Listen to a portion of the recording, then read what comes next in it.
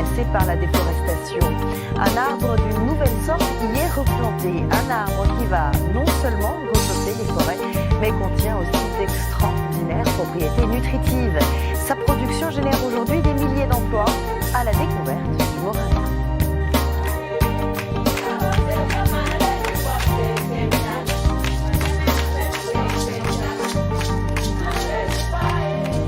Je m'appelle Elisabeth Afi-Kosso. Je suis une cultivatrice de moringa. Partout où je vais, les gens savent que je suis là pour les sensibiliser sur le moringa.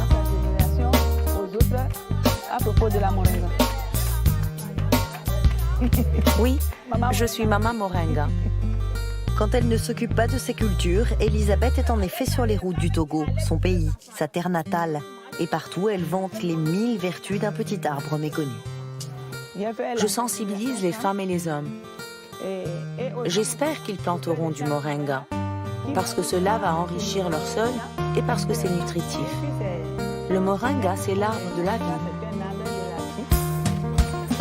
Le Moringa oleifera pour être exact, un arbre originaire d'Inde, dont les feuilles et les fruits ont depuis toujours été consommés pour leur qualité nutritive. Mais ici, en Afrique de l'Ouest, on ne le connaît presque pas. Pourtant, Elisabeth travaille main dans la main avec la Croix-Rouge pour expliquer comment le cuisiner et l'intégrer à l'alimentation quotidienne. Car dans un pays comme le Togo, où la malnutrition est une réalité trop répandue, le moringa représente une véritable alternative au maïs et au riz.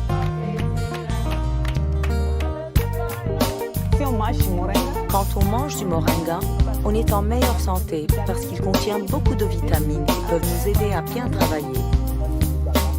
Un arbre qui résiste à la sécheresse, un arbre qui pousse vite. Décidément, le moringa cumule les avantages. Dans cette zone subtropicale du continent, il est facile à cultiver, alors les agriculteurs y voient une belle opportunité. Et les ONG locales sont de plus en plus intéressées par les propriétés bénéfiques de cette plante. Le professeur Kokou est membre de l'université de Lomé, la capitale du Togo. Il fait partie du mouvement Forest and Life, qui est à l'avant-poste des projets de reforestation par la culture du moringa dans le pays. On a prouvé que cette plante-là contient beaucoup de nutriments en termes de vitamines, en termes d'éléments minéraux, etc.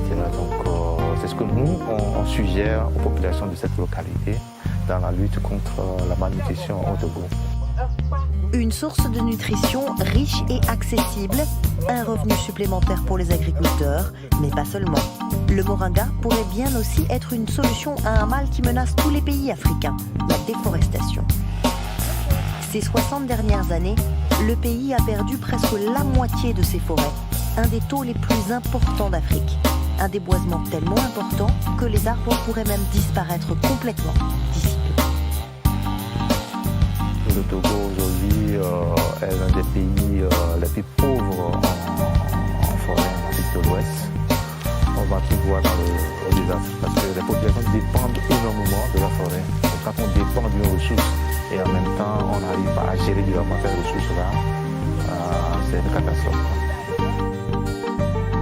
Le professeur espère qu'en introduisant le moringa dans leur culture, les agriculteurs vont inverser la tendance, planter des arbres plutôt que les couper. Le moringa, c'est la régénération des forêts, la sécurité alimentaire et le maintien d'un développement rural. Tout cela à la fois. Aujourd'hui, notre solution, c'est de dire vous pouvez continuer à faire cette agriculture, mais associer à cette agriculture un arbre. Et l'arbre que nous avons trouvé ici, c'est le moringa. Parce que qui plante le moringa peut associer une culture, la culture traditionnelle, maïs, manioc, arachide, à la plante. Donc je dirais que ici, la solution que nous préconisons pour la population, c'est la culture de moringa oleifera. Moringa n'est pas un arbre en pur, mais en plantant une grande quantité de moringa, il suffit à donner, de contribuer à lutter contre la dégradation des terres. Et qui dit dégradation des terres, forcément il y a le reboisement qui peut permettre de lutter contre la dégradation des terres. Avec le soutien du projet Forest and Life, le professeur a développé une pépinière de moringa où les agriculteurs togolais peuvent apprendre à le cultiver avant de le distribuer. C'est Eric, un jeune agriculteur qui dirige cette formation. Je me nomme Adevou Komlan Eric. J'ai fait mes études au Ghana en agriculture et agroforesterie. Donc dès mon retour au Togo, j'ai commencé à planter moi-même des arbres pour qu'on puisse avoir un peu de forêt qui se sont perdus. Donc aujourd'hui, j'ai au moins 3 hectares de plantation de moringa. Depuis que j'ai connu moringa, je la mange 2 fois par semaine. Je le coupe au champ, ça remplace ce que je dois aller acheter au marché. L'argent que je dois utiliser pour aller acheter autres légumes au marché, je la mets en poche pour autre chose. Donc ça me fait faire des économies.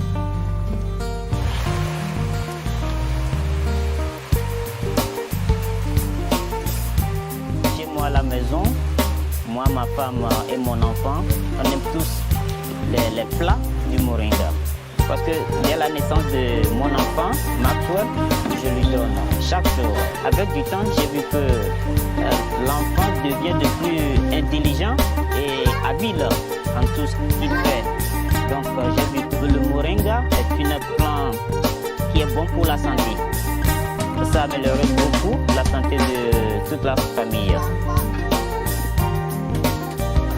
La nutrition, c'est extrêmement important, notamment quand il s'agit d'alimenter les enfants. Kassam Tachet est la directrice du bureau togolais du Programme des Nations Unies pour l'alimentation mondiale. Depuis quelques années, nous focalisons notamment les achats locaux, notamment le moringa, parce que ça permet non seulement aux populations d'avoir un revenu, d'augmenter leur production, mais également à la population d'améliorer leurs conditions de vie. Donc nous allons essayer d'acheter donc localement, notamment le moringa. C'est de voir dans quelle mesure nous pourrons également l'introduire dans notre panier alimentaire. Le moringa fait parler de lui maintenant et la demande grandit. La poudre de feuilles de moringa est aujourd'hui vendue comme supplément nutritionnel dans les pharmacies, au Togo et partout dans le monde. Elisabeth doit augmenter sa production. Elle travaille avec les habitants locaux pour y arriver. Ils choisissent les bonnes branches, les trient, les entassent. Son mari rapporte tout chez elle. Les feuilles sont alors séchées, puis réduites en poudre. Une poudre qu'Elisabeth peut aller vendre à l'acheteur local, qui la distribuera ensuite sur les marchés.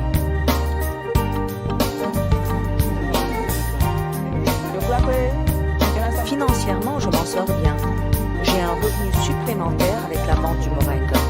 Je peux aider les enfants et les envoyer à l'école. Quand j'ai besoin d'argent, je peux vendre du moringa.